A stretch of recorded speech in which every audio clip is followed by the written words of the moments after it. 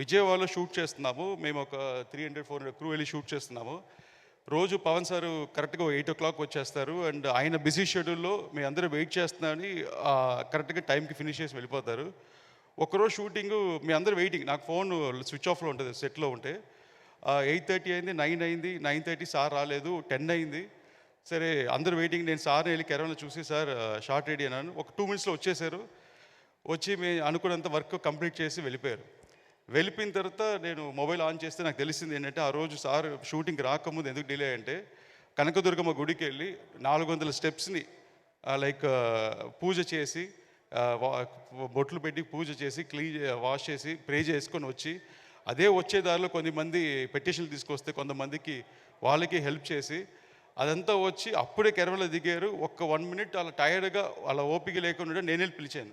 మా నాన్నగారు కూడా తిట్టారు, కొంచెం రెస్ట్ తీసుకొని ఇవ్వచ్చు కదని. అలా రెస్టే తీసుకోకుండా అటు పాలిటిక్స్ మేనేజ్ చేస్తూ, అటు పబ్లిక్‌ని మేనేజ్ చేస్తూ, ఇక్కడ మేము వెయిటింగ్‌లో ఉన్నామని మమ్మల్ని మేనేజ్ చేస్తూ, ఇలాగ అందరి నమ్మకాన్ని పూర్తి చేస్తూ, దానిగా కష్టపడే ఒకే వ్యక్తి మన power star Pavan Kalyan. And ఆయన ఇచ్చిన ఎనర్జీ, ఆయన చూసిన ఎనర్జీ నాకు ఇప్పటిదాకా నిద్ర పట్టటంలా. ఎందుకంటే నాకు అందరూ చెప్తాను ఎవ్రీడే 3-4 అవర్స్ పడుకున్నా last 50 days. But is like man of excellence, man of perfection. ఆయన ఇంప్రెస్ చేయటం, ఆయనకి సినిమా నచ్చితే ఇట్స్ ఎ గ్రేట్.